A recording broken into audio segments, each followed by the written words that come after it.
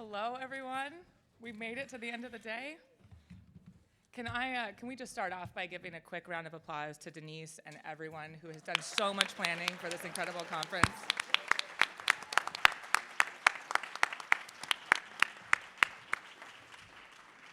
This has been such a fun day and such a great turnout. My name is Victoria Stewart. I'm the Director of Advocacy and Outreach with the Michigan League of Conservation Voters, and I could not be more thrilled to be moderating this closing session today with this incredible panel of women. I'm going to do some quick introductions, and then we'll jump right in. So first here, we have Monica Lewis-Patrick. Monica is the CEO of We the People Detroit and is also known as the Water Warrior. Monica is an educator, entrepreneur, and a human rights advocate, one of the leaders in the fight for water affordability and accessibility for the people of Detroit. We have Terra Bielby, our political and legislative voice on this panel. Terra has worked and organized on behalf of the Democratic Caucus in West Michigan. She's worked in the legislature, and she's currently the digital organizing director for the Michigan Democratic Party. We have Marnese Jackson, an environmental and climate justice advocate and the co-director of community engagement and equity at the Midwest Building Decarbonization Coalition. And we have April Lindala, a professor, poet, editor, and activist, and spokesperson for indigenous rights and Native American studies. When Denise and I first discussed this closing session, we envisioned exploring what intersectionality looks like through the lens of a badass, all-woman panel, and hearing winning strategies, novel approaches to building power, and learning from their stories of the real, tangible change they have influenced in the environmental and climate justice arena. So to begin, intersectional justice is concerned with dismantling systems that unfairly create and uphold imbalances. I'd like to invite each panelist to introduce your organization and what intersectional justice means to you in your work. Monica? First of all, let me say how awesome it is to be here with all of you, so thank you for the invitation. But for us at We the People of Detroit, we have no other choice but to move in the intersectional spaces of our work. We work on water justice, but many folks may not know we entered this space working initially on education, making sure that our community understood their rights, understood what was happening in terms of the austerity that was playing out in Michigan. And so through that particular pathway, we found that it was very important, as we talked about water, to connect it to food justice, to connect it to what was happening with housing justice, voting rights, reproductive rights. And so there is not one space, anything that you can talk to us about where we can't find a pathway to intersect it with water and water justice. Hello, everyone. So when it comes to organizing and working in the legislature generally, the goal is to push out information and push out these stories of climate change and push out our narrative. With digital specifically, it broadens the scope when we're able to use tools to access communities that we have historically under-organized in. Not everyone has an accessible house to go knock on a door. People move. So using tools like texting, relational organizing, that friend-to-friend contact, neighbor-to-neighbor contact, using those sorts of methods opens the door to pushing out these stories, pushing out this narrative of climate change and pushing out good information. A lot of people are misinformed or just underinformed. And so using these tools to amplify the policies, the information that we need to get the legislation that we need. Hello. How y'all doing?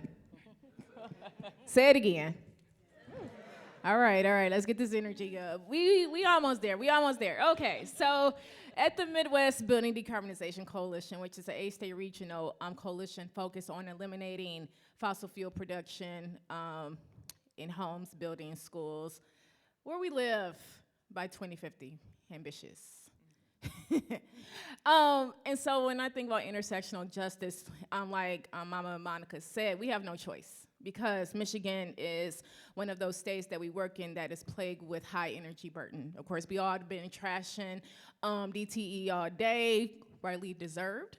And yes, you can quote me on that one. In Michigan, we have one of the highest utility rates, and so intersectional justice looks like us looking at people who are impacted by these energy burdens, low-income communities, Black, brown communities, and then we also had to mention redlining. We have spoke about this earlier, gentrification, water issues, which is a part of building decarbonization. We want to move toward more cleaner options by electric heat pumps.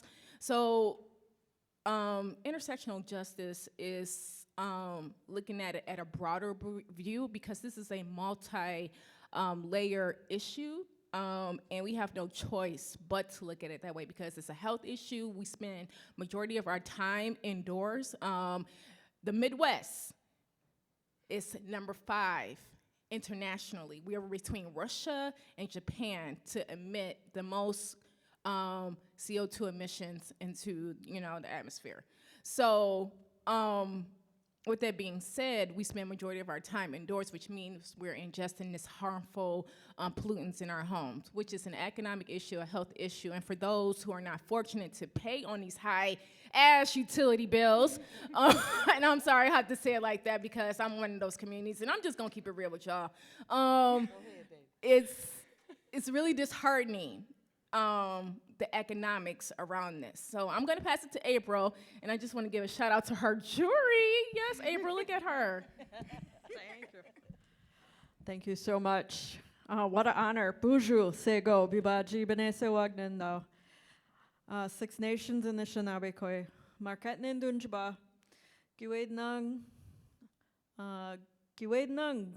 Gamek. I'm a teacher at a university up in Marquette, Michigan. I'm a professor of Native American Studies, but I also am very privileged and blessed and honored to say that I led a team that brought the first baccalaureate degree of Native American Studies in the state of Michigan to a university campus.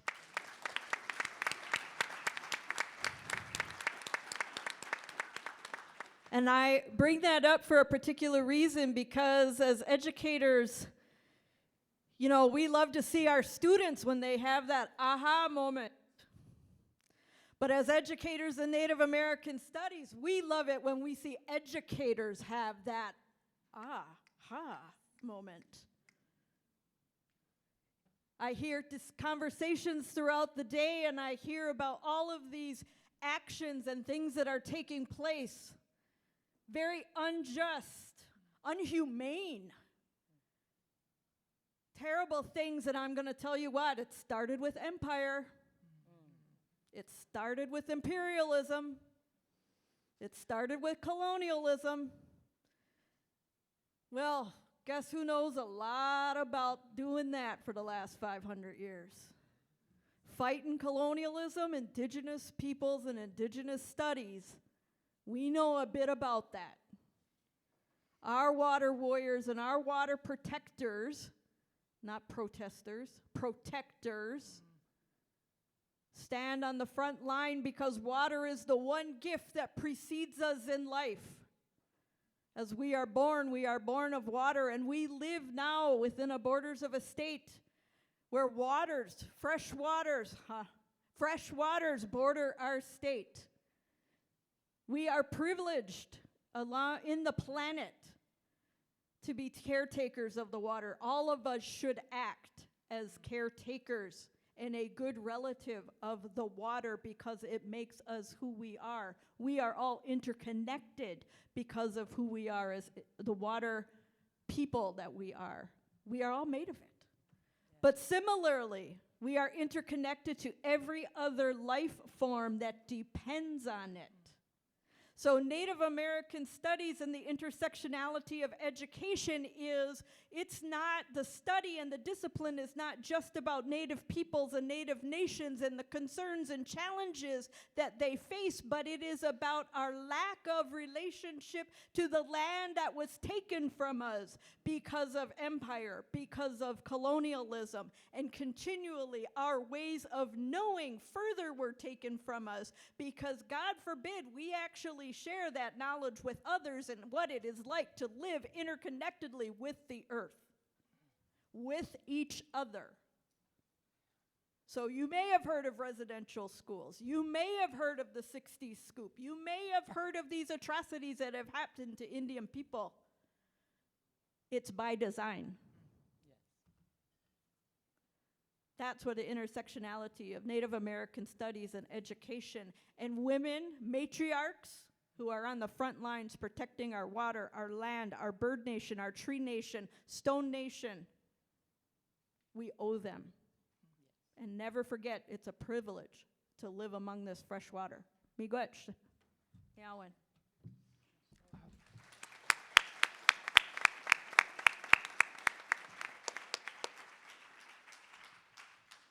Before we move on, I just want to remind everyone that those note cards on your table, I have two of my colleagues positioned around the room if you have any questions for the panelists. Professor Lindala, you just spoke to the interconnected nature of everything, and that goes perfectly with this next question. Earlier in the day, we heard from Representative Wegela. He spoke beautifully to the fact that the movements of environmental, racial, economic justice are far more connected than they are separate. So to continue with that spirit of interconnectedness and collaboration, who or what organizations and voices do each of you follow? And are there any success stories in terms of collaboration that you can share? Doesn't have to go to me first, but all right. In 1977, a gentleman by the name of John Mohawk wrote words at the request of the clan mothers of the Haudenosaunee Six Nations people, and those words were delivered to the United Nations. I just shared with a new friend and colleague earlier that this fight that Indigenous people have been a part of, Indigenous people have been taking this to the United Nations for a long time because it is all intertwined. All of these systems and structures are intertwined on purpose. Economic, environmental, racial, you name it, as has been done. These are concerns that at the root of things, we share 8 billion people now, not to mention all of those other beings that I mentioned, bird nation, fish nation, tree nation. We all share one home. And, you know, hey, if Musk or Bezos wants to go to Mars, please, be gone. We got some work to do together down here. We got some work we have to do together, and those kinds of distractions are getting in the way. Those kinds of distractions are meant to. I heard students, college students and others talking about the need to work. College students are the biggest change agents. But guess what? By design, they can no longer be as big changes as when I was an undergraduate because of the cost of college. Now they're working 2, 3, 4 jobs as well as getting the information on the front lines in their classrooms, and they're not able to actually go and act upon them unless their teacher's a badass and doing participatory teaching like I heard earlier today. The point being is that this is continually going to get more tightened and tightened and tighter so that these things are going to be preventable. These conversations are going to be not listened to. God knows how many banned book states do we have now? Thank goodness for Illinois now banning the banning of. Really? We need that? But we need to have these stories shared, and oftentimes Indigenous voices stories have been silenced because of labels, because of stereotyping, because, oh, well, that's just such a small group, the minority of the minorities. And yet, as First Peoples of this territory, and let me tell you, there's a lot more Fourth World First Peoples around the world than y'all might be thinking there are, but there are. And as the First Peoples of this territory, I've seen and learned from so many who say the relationship with the earth is what matters the most. That's what matters the most. That's all I got right now. Miigwech Nawan. Thank you so much, first of all, Sister April. Just to build on that, I think one of the things that we have learned in our work that has been just so significant is that we stand on the shoulders of Black and Indigenous women that have been fighting for water justice for centuries now. But what we know around the issue of water affordability that I'll speak more directly to is that Detroit specifically has been fighting for water affordability for almost a quarter of a century. And I often have to raise and lift the fact that the genius and the architecture for water affordability that you're now seeing roll out across the nation was actually built in Detroit. So you had the coming together of community groups, indigenous leadership, and also legislative champions like the late, great Marianne Mahaffey and the Honorable Councilwoman Joanne Watson. And by working through that intentionality and intersectionality of community and legislators, they were able to build a policy based on the human right to water. And so out of that framework, what you are now seeing play out across the nation in Philadelphia and in Baltimore and San Antonio and across these United States, they are using that same playbook to enact policies that are creating a pathway to the human right to water. And so what we know is that we have done great things, sometimes unnoticed, because now what you see playing out across the nation is there has been a lifting of the narratives of communities around affordability. But 5 years ago, you were hard-pressed to find anyone outside of those communities experiencing water insecurity talking about affordability. Many utilities had demonized the very communities that they were supposedly serving. You had people talking about strategies of consolidation, not looking at justice and equity for the very communities that they were extracting their infrastructure. And so what I would say to those is that look to community. Those closest to the problem usually are closest to the solution. Yeah. And so I just wanted to lift what Detroit had been able to do, because oftentimes you hear about us because of water shutoffs, but you haven't heard the story of the revolutionary leadership out of Detroit that has built a national framework for water affordability.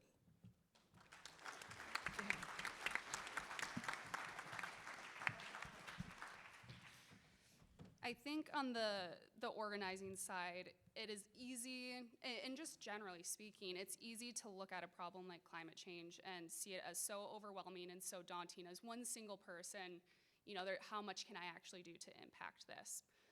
But one of the successes, or one of the things that keeps me going, is seeing our former digital organizer here from 2022. The work that we do on campaigns can just be exhausting, and once you're done, it's nice to take a load off, but when you see people continuing to come back, continuing to fight the good fight. I also saw one of our fellows from 2020 led a breakout room today. I think it was his sophomore year of high school on election day 2020. He skipped school that day, was the first person in our Zoom call, our Zoom field office at 5 a.m., was there before any organizer, any staff, because he was that motivated, and he's still here today fighting the good fight. And so when I get exhausted, when I think, how much can I actually impact? I look at the people that we've worked with just across the state of Michigan in so many different organizations, so many different departments within campaigns, and you find those success stories and the people that keep you going. That's my why. Yeah, I wanted to shout out, and I want to shout out Solidarity again. Once again, I don't know if they're still here, but they actually sparked me to get more involved into utility justice and energy justice, because I experienced utility shutoff as a low-income single mom living in Pontiac and had DTE, and I couldn't afford it because I was considered the working poor. And when you can't get access to LIE funds because you make too much money but not enough, so I was at that position of, do I get food, because I couldn't get food stamps, or do I pay my utility bill? What I'm gonna get? I'm gonna get some food for those kids. So Solidarity, Jackson Copel and Shamika Nichols, I'm just definitely gonna lift up Shamika Nichols, because she's definitely out here in these streets really cultivating leaders to talk about energy and utility justice. So that is a dynamic team, and just really take notes from what the previous panel said around energy justice. But I also want to shout out Caller Walker Miller, because, we talk about workforce development. However, we need to steer our Black and brown communities into entrepreneurship. We're at the bottom economically, and, there's an assumption that we need to be trained Okay, like, yes, there's some technical stuff that we probably do need to be trained on, but you guys all need to move away from those assumptions that Black and brown people don't have the answers and need to be trained. Entrepreneurship is where it's at. And to expand on that, reparations. Because we can't keep talking about equity if you're not gonna redistribute the wealth, okay? Equity is just gonna get us all at the same level playing field and up a little bit more, but Black people are at the bottom economically. So if we're not really having real conversations in action, because conversations are going to keep being had. We've been having this term of equity for the last 5 to 6 years. If we're not talking about reparations and showing us the money and cutting the check, then what are we really talking about? We're going to be really spinning our wheels and having these same conversations, like if we don't think about climate reparations in that aspect. But I also wanted to shout out a lot of my coalition members, like Brianna DeBose, who work at EcoWorks Detroit, Brianna Parker, who's at Elevate. These Black women are really leading the charge around lifting up energy burden across these states that I work in and then nationally. And it's time to really lift up Indigenous and Black women, because we are the ones who really been experiencing the worst atrocities on all layers of these social issues. And we carry the burden, and we actually are the first ones to show up against these big utility conglomerates or any social movement. And this is facts, okay? Like, read a book, okay? Google. This is like real. So when they say listen to Black women, like, and I'm not saying that just because I'm Black, but that's just real facts. And so I just want to shout out Mama Monica, because she's been out here in these streets. Like, it's really, you could get taken down for the work standing up against these big oppressors, right? And so I just want people to take note. If we're not taking down capitalism, patriarchy, and this is nothing against men, but you guys gotta know y'all privilege and y'all role, okay? Patriarchy, capitalism, and what's the last one? Shoot. White supremacy, okay? So we're not really doing a critical analysis on what those 3 pillars are really doing to help that are hurting our climate, because it is alongside colonization. Then we're not doing this work correctly. And I know I talked about this last year, but we gotta reiterate these topics because we really gotta do this work. In the last 2 panels, he spoke about the moral code. We need to really look at this as a moral issue at the end of the day. Like, I don't know this is not business as usual. At the end, I'm questioning your values, okay?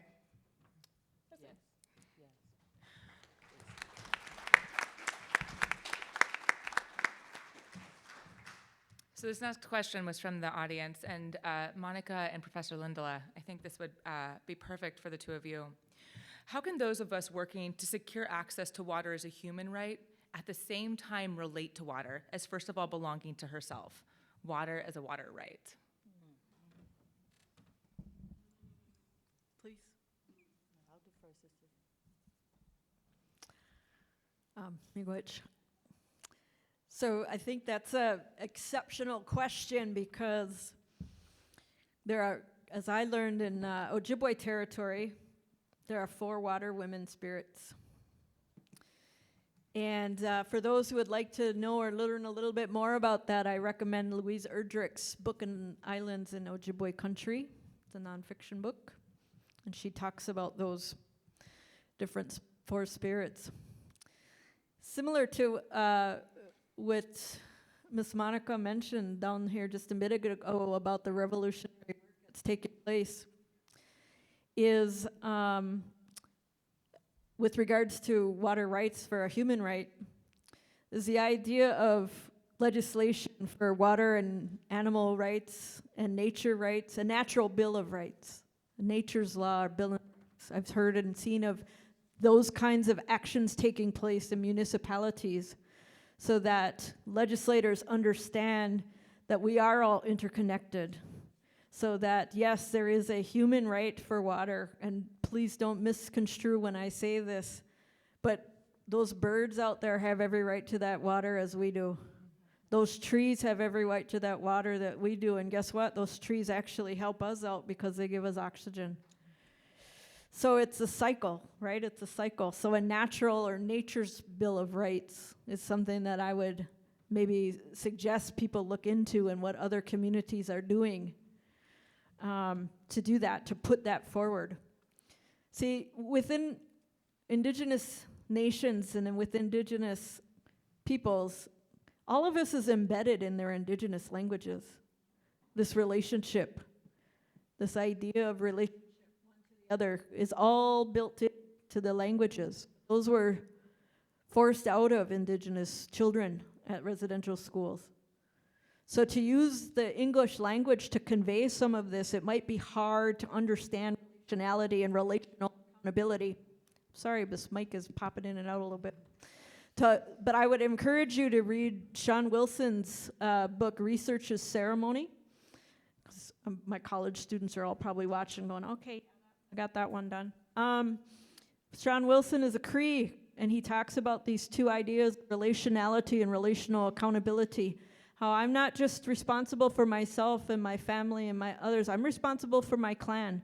I'm responsible for my community. I'm responsible for the environment that keeps me safe, that keeps me warm. And so it's a ripple effect. We are all accountable and relational to each other. And so that's one way I think I would approach that question that was asked. And Miigwech, thank you for that question. Yes, thank you. And just to build on what Sister April has shared, I know for the work that we have done, many times we approach the work from a place of trauma. And so at We the People of Detroit, we were entering this work fighting for families, hundreds of thousands of families that had lost access to water. And I remember going all over, like any meeting that we could find, we were showing up, any state meeting, any national meeting. As a matter of fact, our CFO, Deborah Taylor, before there was a We the People 501c3, she was using her credit card, and Cecily McClellan was going in her pension fund to send me to conferences because there was no bank account. And so we didn't establish ourselves as a 501c3 until 2016. But prior to that, the work still had to be done. And so showing up and just sharing the stories of mothers that were fleeing their homes, taking their children to a neighbor or a sister's home, because in the state of Michigan, if you don't have running water for 72 hours, your children can be taken. Well, guess where this was being enacted? In Detroit, in Flint. And so that fear was real. I have to remind people, up until 1997, Detroiters had the highest home ownership per capita. We owned our homes. So that meant what? We paid our taxes, we paid our bills. But we often had to be able to step into a room where people thought the worst of us and be able to stand flat-footed and declare that no, we weren't the deadbeats of society.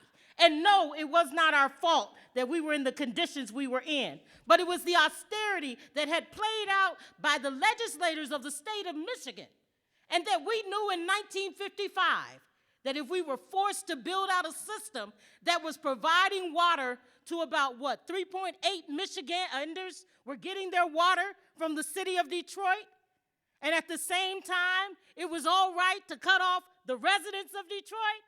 Well, as my grandmother said, that just stuck in my craw.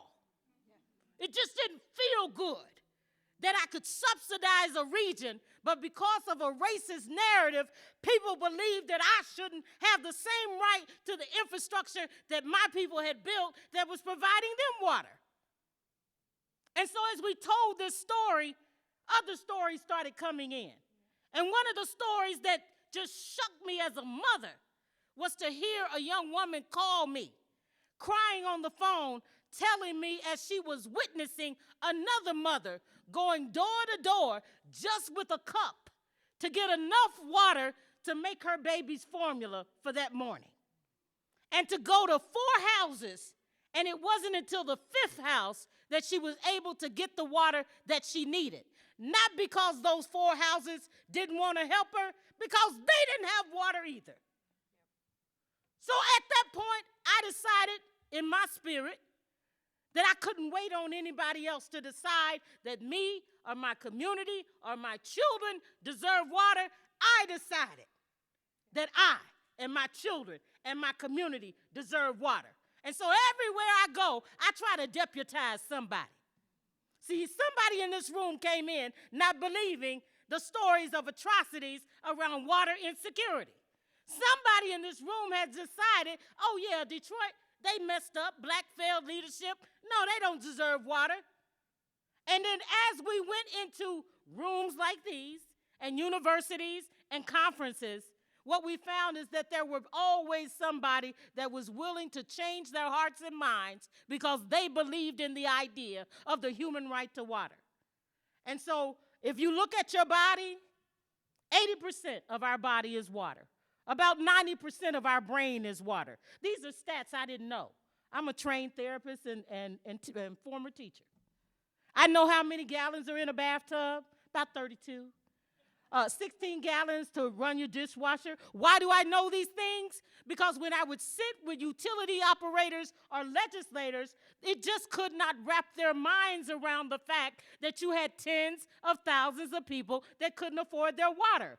Well, if Detroiters are paying retail for water and you are paying wholesale for water, and at the same time your water bill is every 2 to 3 months and my water bill is every month, and you can't have your water shut off, doesn't matter how much you owe, or you've got to go 3 billing cycles before you get your water shut off, and I only have to miss 30 days or owe $150 and they can shut my water off, I'd call that water apartheid, wouldn't you?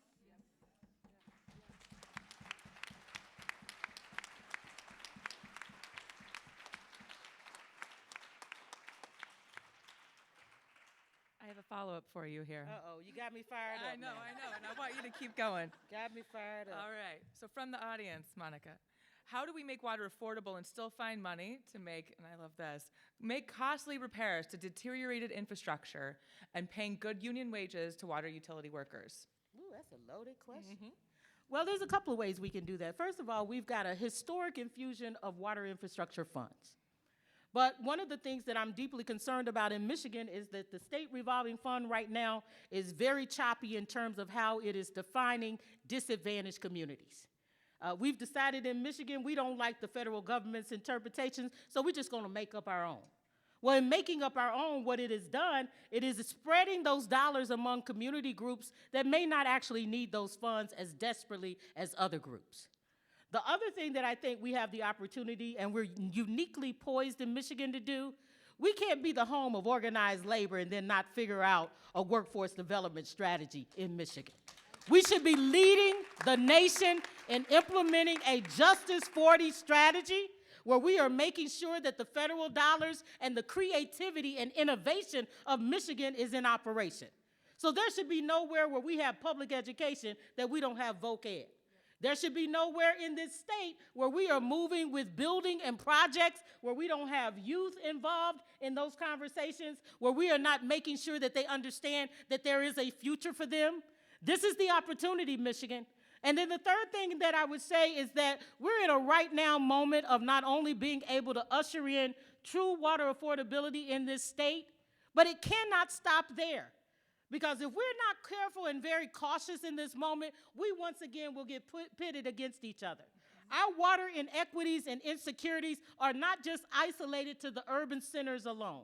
If you go across this state, one of the things that Mama Gwen Winston, one of my mentors, told me, she said, Monica, you got to stop talking to just Detroiters. You better go talk to some people that don't agree with you, don't look like you. And in doing so, what I found is a couple of things. One is that I found when I talk to rural folks, rural white folks that are struggling and catching hell too, some things resonate with all of us, that we need some help, that we all deserve water, that as mothers and parents, we care about our children having access to water. And so I also think it's a great moment for Michiganders to move this issue beyond partisanship.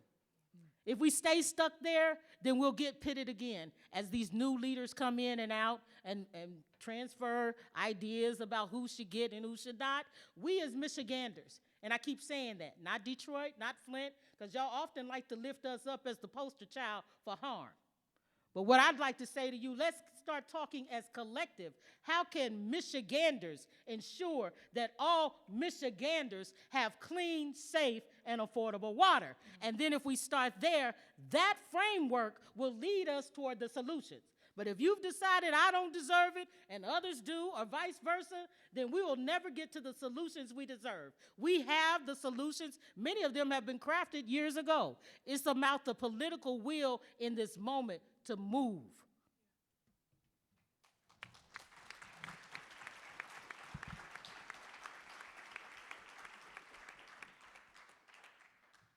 Marnese, I have a question for you here. How can a white guy from a well-off, predominantly white community get firsthand experience with climate and energy justice? What? That's a good one. That is a great question. Okay, let's just take the white guy out, okay? Leave him in. Leave him in. Leave him in there? Okay, yeah. All right, first of all, this is what you don't do. Don't go in there like you are the savior. Okay, don't do that. Don't go in there thinking that they need you, because they might not want you there.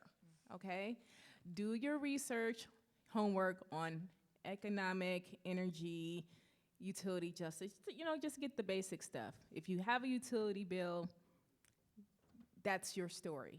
What's bringing you to this movement? Why do you care? Because you're going to get those questions. Why do you want to be here? Learn to sit back and be quiet, okay? And take direction.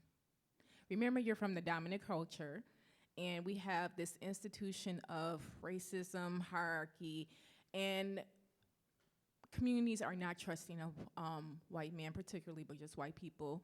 However, I would like to frame that differently around we need to come together as Michiganders. Even though we do have that long history that's plaguing our nation, well, not just nation, globally, okay? So I would say, of course, do your research on the organization if you just want to get involved. What is your why? Why are you doing this? You know, what are you going to offer? What is your added value to being a part of this movement of energy, utility, justice? Because we are in a great moment where we need to get to moving, and we need people to assist where it's needed. If a community organization, whatever type of organization, tell you this is what we need and you can offer it, take their leadership.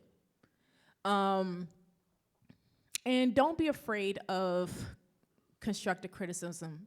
You know, I know white folks want to come into the community and help, you know, Black and brown communities and organizations, and sometimes I notice that we walk on eggshells on what to say, what to do to show that you're down. Just be you, okay? Just simple as that, just be you. And just offer direction and sit back and chill, okay?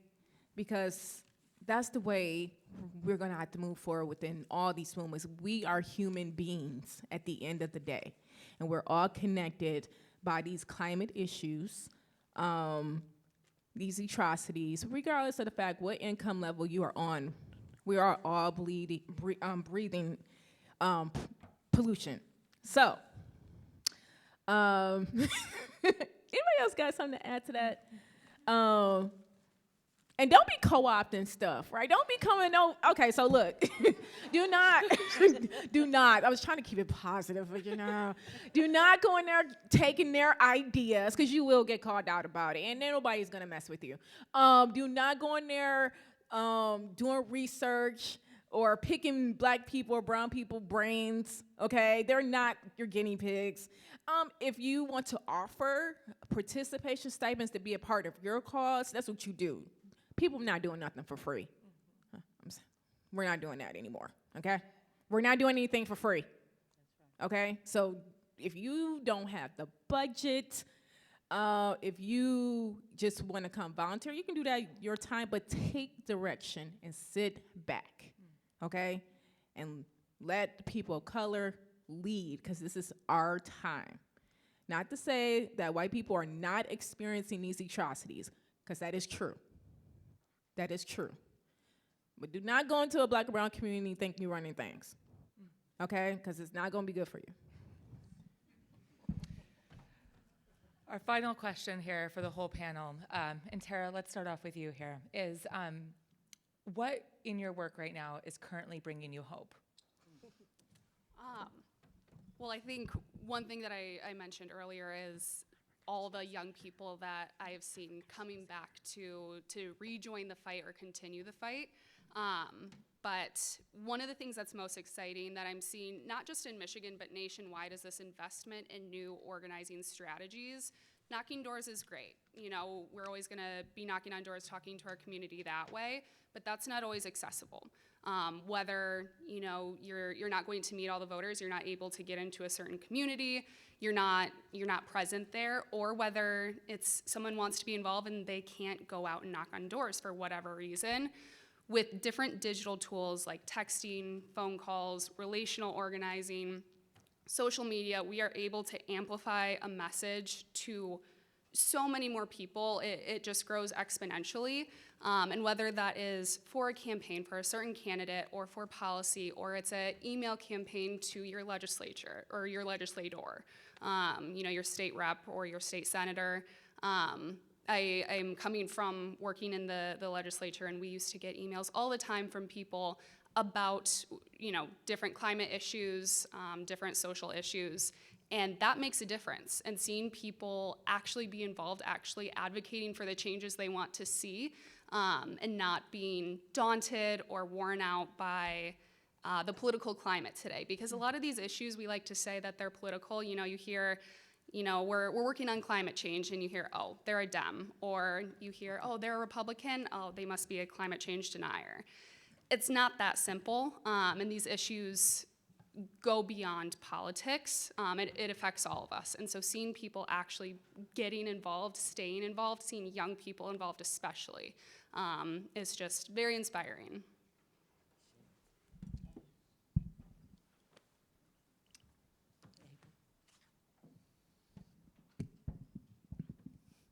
You know, because I'm in the Upper Peninsula and have been in the Upper Peninsula for since '88, whatever that year, 35, holy Toledo, years.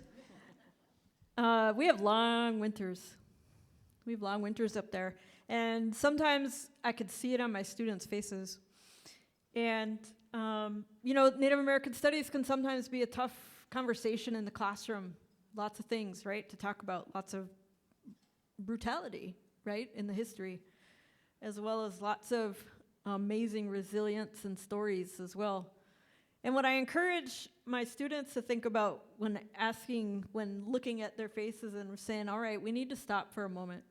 We need to stop for a moment. And I invited them actually to participate, not appropriate, participate in a round dance with me in the classroom. Because in Ojibwe culture, during those long winters, that's what we do. We gather and we sing and we dance to remember those who aren't with us anymore, to tell us those winter stories, to cheer us up. So I will invite you to do that. I will invite you to stand up right now with me and put your hand on your heart and feel your heartbeat.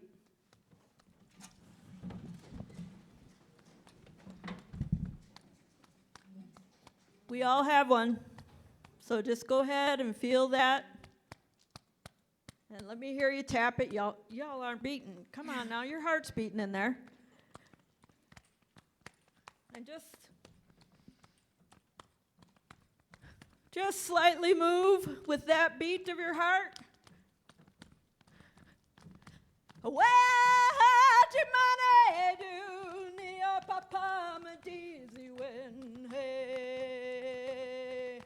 Kanakanagadapam me o papa matizi when hey Chimane do ne papa matizi when hey Nakanakanagadapam me o papa matizi when hey I'm only going to do it 2 times. Normally, I would do that 4 times to honor our 4 sacred directions. Thank you so much for joining me in that. And hopefully your heart feels just a little bit lighter. Hopefully your heart recognizes that everybody else in this room has a heartbeat as well, and that the work that we do is from the heart. It's not just from the mind. It's because we're passionate about what we do, and it's from the heart. And when you're feeling like it's too weighty and it's too burdensome, that's because your heart is sad. And do whatever it is that you do in your cultural way, and your social way, and your family way to heal that heart so it can keep going. Because we need people to keep going. We need to have those people who carry that passion and carry that resilience. We need them to be doing that work during really tough times. It's not going to get better for a bit. And I don't say that to be prophetic. I just say that's how I see it right now, right?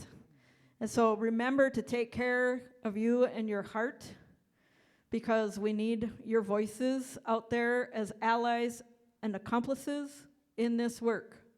Miigwech.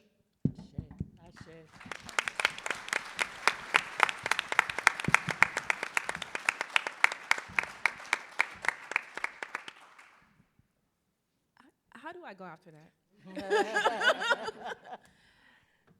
This moment brings me joy. Because, like, it's been times when you could not have done that. And it would not have been received, or people may not know how to receive it. So I appreciate that. And I'm proud that we have leaders across Michigan who are, and I see progress in Michigan. So when we're up here talking about everything that's going on, there is progress in Michigan.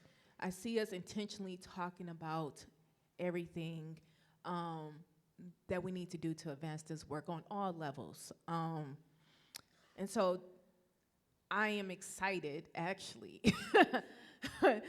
even though we live these atrocities. I know I experienced the shutoffs a couple months ago, and luckily I have my parents around the corner, and I just went grocery shopping. So luckily I have that privilege, and I recognize that. So I wanted to add that into the question before. Everybody recognize your privilege, regardless if you're white, black. We have privilege somewhere, because some people can't bounce back like we can. And it took me a while to get to this privilege, yes. However, in this moment, I'm leaning into gratitude, because sometimes I think about people who don't still have clean water. And in this moment, I'm like, I have clean water. So this keeps me going to do the work, hold people accountable, and speak up to people who I know are just not doing right by us. So I am proud that we are showing up still and keep doing this work, because it's not easy. This is trauma-filled work. It is. Yes. It's emotional. And listen to the stories. Use it as data, because I know we have the data, the EJ screening tool and all that, but these real-life stories will humanize us. We have to take it. And I'm not even the most emotional person, but I'm about to tear up. But I'm like,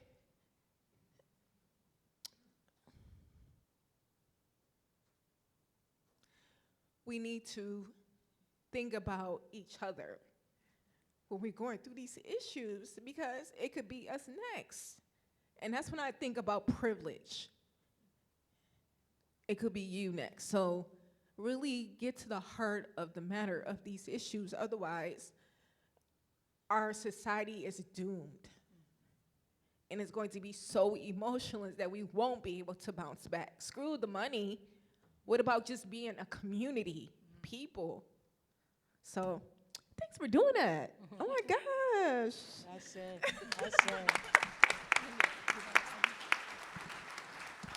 Wow. I love the fact that we had experienced so much joy as Marnese talked about that April brought us into, and then, of course, Marnese brought us to tears.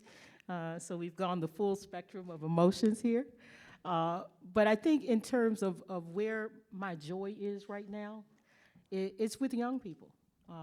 One of the things that one of our elders told us about 10 years ago, she said, you've got to learn to live in the experience of walking with your dreams. And so in 2016, we the people of Detroit, we spent a full week started just listing out all the things that we wanted to see move us from trauma to transformation.